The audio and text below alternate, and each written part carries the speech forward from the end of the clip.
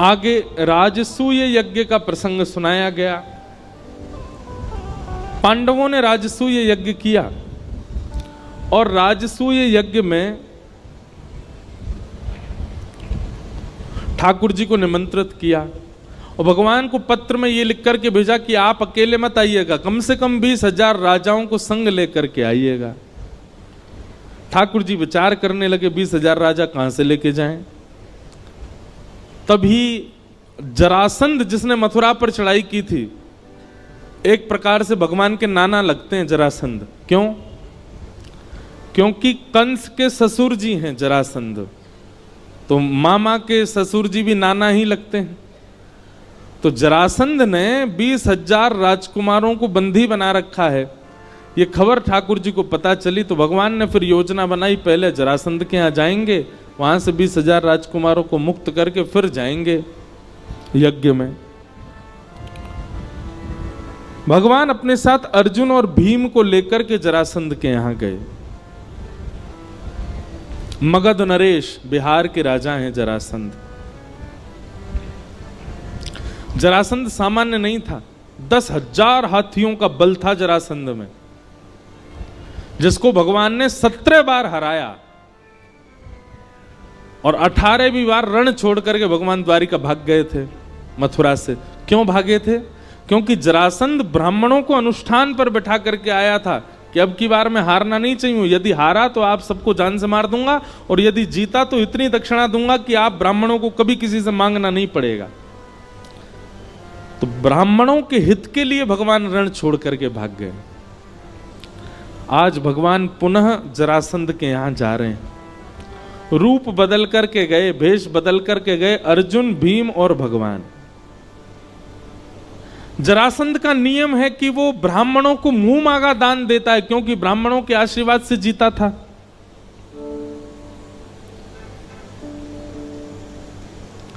भगवान ब्राह्मण का रूप धारण करके गए। जरासंध ने कहा, मांगिए विप्र देवता क्या चाहिए? भगवान बोले, युद्ध।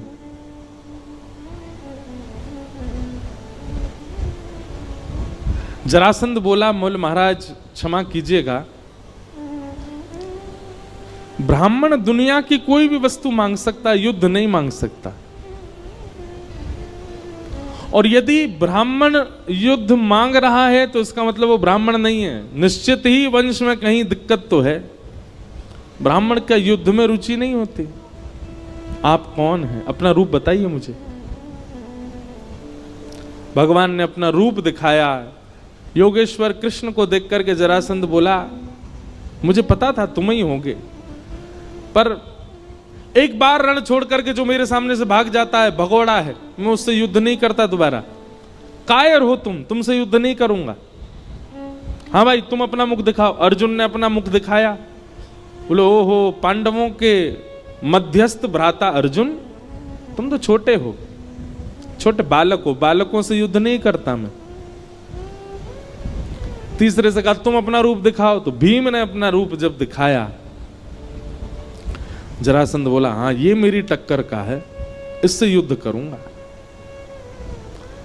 सूर्य उदय होते ही आप तीनों मेरे शत्रु हैं, और विशेष रूप से ये मेरा शत्रु है भीम, और सूर्यास्त होते ही आप तीनों मेरे मेहमान हैं।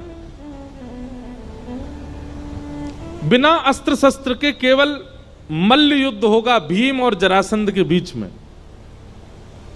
कृष्ण और अर्जुन का उस युद्ध में प्रवेश नहीं होना चाहिए। आप लोग बस बाहर बैठ के दर्शनार्थियों की तरह, दर्शकों की तरह देखोगे।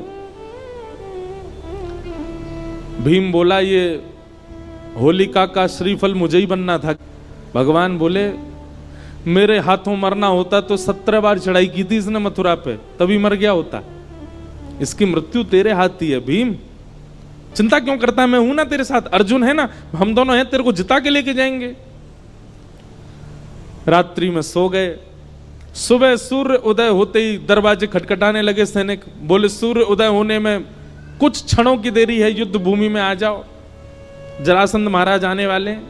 भीम तैयार होकर के गया। भगवान बोले, चिंता मत कर, तू युद्ध कर, हम बैठे हैं ना। जरासंध सामान्य नहीं था। जैसे ही सामने भीम आया, जरासंध ने एक मुष्टिक प्रहार किया, एक मुष्टिक में ही भीम मूर्छित हो गया, तारे दिख गए उसको, उठ ही नहीं पाया। और जरासंध ने इतना मारा, भीम की हड्डी हड्डी दर्द करने लगी। शाम हो गई, एक तरफ से अर्जुन, दूसरी तरफ से ठाकुर जी उसको कंधे पर लाद के लेके आए कक्ष में। बाम आदि औषधि लगाई, केला खवा में, सेब खवा में, और स्वयं पकवान खामे दोनों एक ही थाली में बैठ के। भीम बोला, तुम लोग यहां पकवान उड़ाने आए हो? वो मेरे को इतना मारता है, तुम लोग बैठे बैठे देखते रहते हो। भगवान भीम के पास गए और भीम से जाकर, बहुत अच्छी कथा है, ध्यान से सुनना। भीम से भगवान कहते हैं,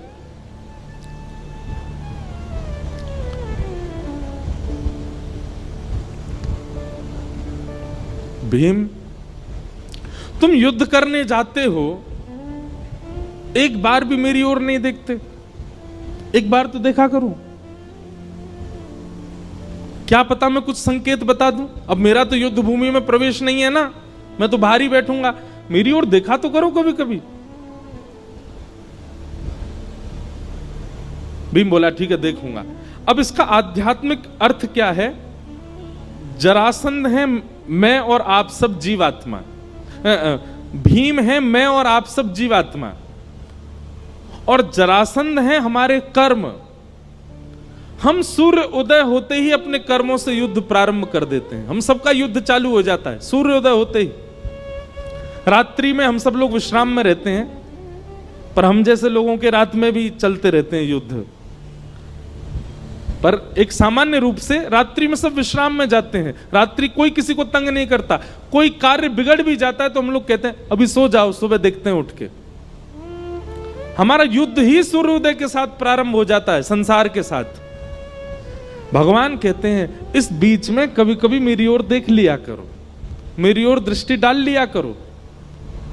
भोपाल में 365 दिन रहिए, लेकिन 7 दिन के लिए यदि कोई ब्रजवासी कथा सुनाने आया है तो आके सुन लिया कीजिए, कोई बुराई नहीं है। समझ में 10 कोई आई है, ताली सबने बजाई है। अब क्या फायदा, अब तो कथा पूरी होने वाली है, अब तो प्रतीक्षा करो, 2 साल बाद आएंगे अब भोपाल, पर उससे पहले हम आसपास तो आएंगे, इंदौर आएंगे,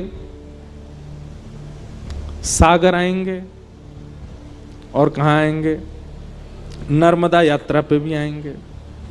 तो अभी तो 2 साल में तो बहुत कुछ होगा, पर 2 साल बाद जब भोपाल आएंगे तब छुट्टी ले लेना, पहले ही बता देना अपना, जहां भी आप काम करते हो, जहां भी आप लोगों का कार्य है, या स्कूल कॉलेज जो भी है, सब जगह बता देना हमको टाइफाइड हो गया है, 7 दिन नहीं आ पाएंगे।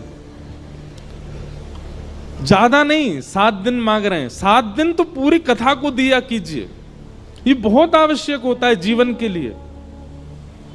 आप सब लोग युद्ध कर रहे हैं अपने कर्मों से, अभी बस ये 1 घंटा बाद आप सबका युद्ध शुरू हो जाएगा, फिर लड़ोगे।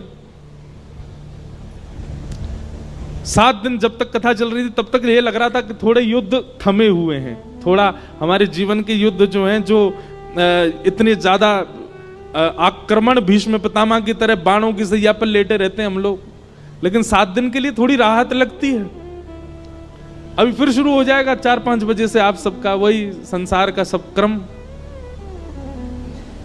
इसलिए जब कभी भी कथा हो, हमारी नहीं किसी की भी हो भोपाल में, अगर अच्छे वक्ता हैं जिनके वचनामृत से कुछ परिवर्तन। अच्छा एक बात और सुनिए, वक्ता के वचन सुनकर के वक्ता नहीं ठाकुर जी प्रिय लगने चाहिए, ऐसी कथाएं सुना करो। हम इस बात पर आपको बार बार टोकेंगे। बिचौलिया से लड़का का गुण सुनो तो लड़का प्रिय लगना चाहिए, बिचौलिया नहीं। पता चली लड़की बिचौलिया के संगी चली गई, वो सुनाने तो आया था कि वो लड़का ऐसा है, उसके काम ऐसे हैं, गुण ऐसे हैं, वो लड़का छोड़ो तुम ही बढ़िया हो, तो दिक्कत हो जाएगी। वक्ता बिचौलिया होता है, उसके प्रति आदर हो, उसके प्रति सम्मान हो, उसके प्रति श्रद्धा हो, उसके प्रति पूजनीय भाव हो, पर प्रीति तो उसकी वाणी से, ठाकुर जी से ही होनी चाहिए, उससे नहीं। कई लोगों की वाणी ऐसी होती है कि उनसे प्रीति हो जाती है, नहीं, गलत है।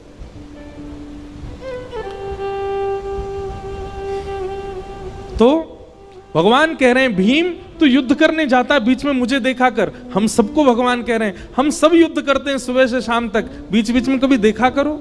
365 दिन युद्ध करते हो, बीच में 7 दिन मेरे पास आ जाया करो, कुछ कुछ ट्रिक्स बता दूंगा। ठाकुर जी कह रहे हैं जीवन के उपयोगी। भीम बोला कल देखूंगा। बोला हाँ कल देखना मेरी ओर। दूसरे दिन भीम जैसे युद्ध करने गया, जरासंध ने फिर से उसको मारना शुरू किया।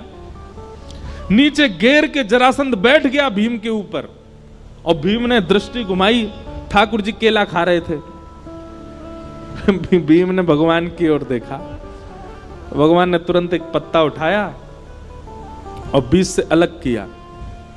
भीम समझ गया मुझे क्या करना। उसने ऐसा दाव पेच खेला, जरासंध के एक पैर पर अपना एक पैर रखा, दूसरा पैर पकड़ करके बीच से उसको चीर दिया, और दोनों भाग अलग करके, जैसे ही जरासंध को देखा अचेत पड़ा है, मर गया, भगवान की ओर भुजा उठाने लगा, मैं जीत गया, मैं जीत गया, मेरी विजय हो गई। भगवान बोले पीछे देख। पीछे देखा तो जरासंध फिर एक हो गया, फिर से उसने मारना शुरू किया। हाथ पांव फिर टूट गए। शाम को फिर से भगवान उसको कंधा पे लाद के ले गए, बिस्तर पे जाके लेटा दिया। भगवान अपना भोजन पानी करने लगे। भीम बोला आप लोग तो खाने आए हो, यहाँ पे कुछ करते तो हो नहीं, आनंद ले रहे हो, मैं पिटता हूं पूरे दिन। भगवान बोले तुझसे कहा था मेरी ओर देख, कल आज देखा तो था मैंने आपकी ओर। अब देखो कितनी अच्छी बात ठाकुर जी कह रहे हैं, समर्पण की भावना से देख, मैं अपने कार्य में सफल हूं, इस स्वार्थ भावना से मत देख। मेरे जीवन में जो होगा मेरे लिए उचित होगा, मुझे प्रॉफिट हो आप दे देना, लॉस हो तो भी आपकी कृपा। ऐसे समर्पण भावना से देख। तू मेरी ओर किस भावना से देख रहा था? विजय की भावना से, मुझे जीतना ही है। नहीं यार भीम, जीतने की भावना से नहीं। कर्म का फल क्या मिलेगा ये मेरे हाथ में निर्भर है। कर्मण्येवाधिकारस्ते, तुम्हारा अधिकार केवल कर्म पर है। मां फलेषु कदाचन, फल तो मैं दूंगा, तू केवल अपना कर्म कर। समर्पण की भावना से मेरी ओर देख, जीतने की भावना से नहीं। भीम बोला कल देखूंगा। बोला हाँ ठीक है। दूसरे दिन युद्ध हुआ और भीम ने समर्पण की भावना से ठाकुर जी को देखा।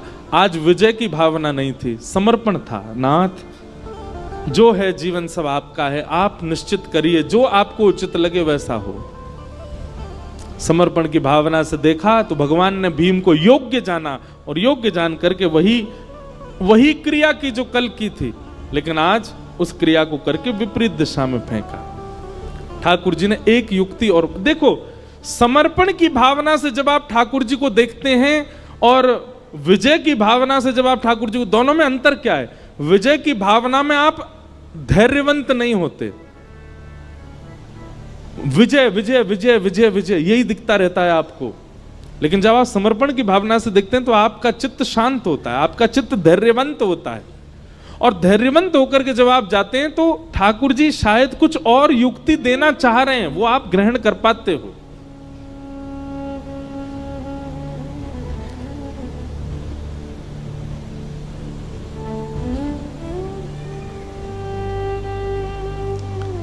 भगवान ने जब भीम को देखा कि आज समर्पण है, तब पत्र बीच से अलग करके विपरीत दिशा में फेंका। भीम को संकेत मिल गया कि करना वही है जो कल किया था, बस बीच से अलग करके छोड़ नहीं देना है, विपरीत दिशा में डालना है ताकि ये एक ना हो सके। तब भीम ने वही दाव पेच खेला, बीच से दुर्योधन जरासंध को अलग करके विपरीत दिशा में फेंका, नहीं एक हो पाया और जरासंध के प्राण निकल गए। तब भगवान को आज प्रणाम किया, बोले नाथ क्षमा करना, कल मुझसे भूल हुई, आज मैंने अपनी भूल सुधारी। भगवान बोले अब जरासंध का वध हो गया, तुम सफल हुए। चलो 20,000 राजकुमार जो बंदी बने थे उन सबको मुक्त किया और लेकर के भगवान राजसूय यज्ञ में गए।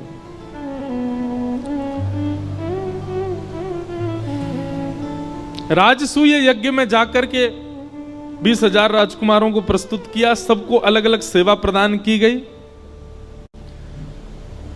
ब्राह्मण देवताओं ने कहा अग्र पूजा किसकी होनी चाहिए? तब सबने प्रस्ताव किया कि अग्र पूजा तो भगवान श्री कृष्ण की होनी चाहिए। और श्री कृष्ण की अग्र पूजा हुई। सबको अलग अलग कार्य प्रदान किए गए, किसी को भोजन भंडार दिया, किसी को संतों की सेवा अगवानी दी। सिंहासन पर दूर भगवान कृष्ण बैठे तो भगवान बोले हमको क्या सेवा दे रहे हो? बोले आप तो बैठे रहो, आपको क्या सेवा देना, आप तो राजा हो, आप तो हम सबके प्यारे हो, आप तो बस बैठे बैठे मुस्कुराते रहो, आपको क्या सेवा दें? ठाकुर जी बोले नहीं हमको सेवा चाहिए। पांडव बोले आपके लिए कोई सेवा नहीं। भगवान बोले या तो दो, नहीं तो हम खुद ले लेंगे। पांडव बोले हम तो नहीं दे रहे। तो भगवान बोले ठीक है, तो हमने ले ली सेवा। बोले कौन सी सेवा? जितने लोग यज्ञ में आएंगे सबकी पादुका उठा के रखना हमारी सेवा है। भगवान श्री कृष्ण ने, पांडव रोने लगे, बोले नहीं नाथ। बोले नहीं, अब तो यही सेवा है हमारी। और पूरे यज्ञ भूमि के बाहर बैठे हैं ठाकुर जी, और जितने संत आ रहे हैं, जितने ब्राह्मण आ रहे हैं, जितने ऋषि आ रहे हैं, जितने वेदज्ञ आ रहे हैं, सबके पादुका उठा उठा करके ठाकुर जी व्यवस्थित कर रहे हैं।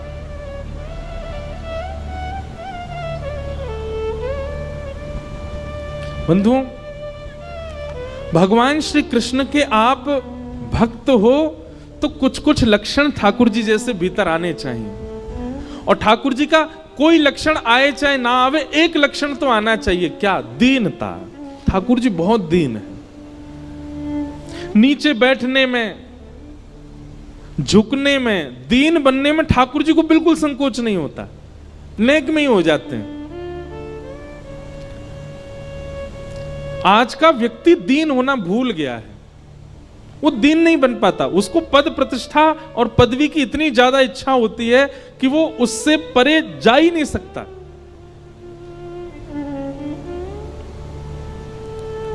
त्रिलोकीनाथ हैं भगवान, ब्रजवासियों के डांट खा लेते हैं, ब्रजवासियों के कहने से उखल पे बंध जाते हैं। सुदामा को अपने सिंहासन पर बैठा करके स्वयं नीचे बैठ जाते हैं। राजसूय यज्ञ में जाकर के सबके पादुका उठाने की सेवा ले लेते हैं। कितने दीन हैं ठाकुर जी। भृगु ऋषि के पाद प्रहार को अपनी छाती पर सह लेते हैं। ऐसे नाथ। अगर आप तिलक लगाते हैं, तुलसी माला पहनते हैं, कथा नियमित रूप से सुनते हैं, तो कम से कम अपने अंदर दीनता लेकर के आइए। ठाकुर जी का कुछ तो गुण लाइए अपने अंदर। ठाकुर जी बहुत दीन है। और दीनता चित्त में आना, तो दीनता जब चित्त में आती है तो साथ में एक वस्तु और लेकर के आती है। क्या? दीनता जिसके चित्त में होगी उसी के चित्त में ही प्रेम होगा। जो दीन नहीं है ना, उसके अंदर प्रेम नहीं हो सकता। जो अपने आप को पद युक्त मानता है, प्रतिष्ठित मानता है, ऐसा व्यक्ति प्रेम नहीं कर पाता। प्रेम करना भी दीन व्यक्ति जानता है।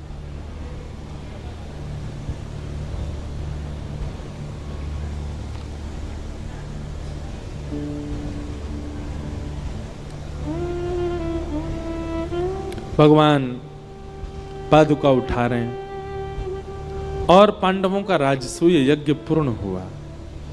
इसी यज्ञ के प्रारंभ में भगवान ने शिशुपाल का वध भी किया। क्यों? शिशुपाल ने 100 से अधिक गालियां भगवान को दी। किसी ने मुझसे प्रश्न किया, बोल महाराज जी आप कहते हो सहनशील बनो, भगवान स्वयं नहीं सहन कर पाए। 101 गाली शिशुपाल ने दे दी तो भगवान ने सुदर्शन चक्र चला दिया। एक बात हमेशा याद रखना, ठाकुर जी को क्रोध नहीं आता, महादेव को क्रोध नहीं आता, हनुमान जी को क्रोध नहीं आता, देवी को क्रोध नहीं आता, पर इन सबके जो गण हैं ना, जो संग रहते हैं, वो कोपित होते हैं। कभी हमारे साथ कुछ ऐसा होता है, देव पीड़ा से, तो ठाकुर जी पे इतना समय मुझ पे क्रोधित होंगे वो? पर हाँ, उनके जो दीन गण जन हैं, उनके जो भक्त जन हैं, उनके संग जो कितनी योगनियां रहती हैं, उनको क्रोध आ जाता है। इसलिए ठाकुर जी को ज्यादा वैसा कोई व्यवहार नहीं करना चाहिए देवों के प्रति जिससे उनके गण रुष्ट हो जाएं। ठाकुर जी को क्रोध नहीं आता। 100 गाली होने तक भगवान ने छूट दे रखी है शिशुपाल को। 101 होते ही भगवान तो वहां आराम से बैठे थे, सुदर्शन चक्र स्वयं आ गया। सुदर्शन चक्र भगवान का गण है, वो दंड देता है। उसने आकर के शिशुपाल का सर धड़ से अलग किया।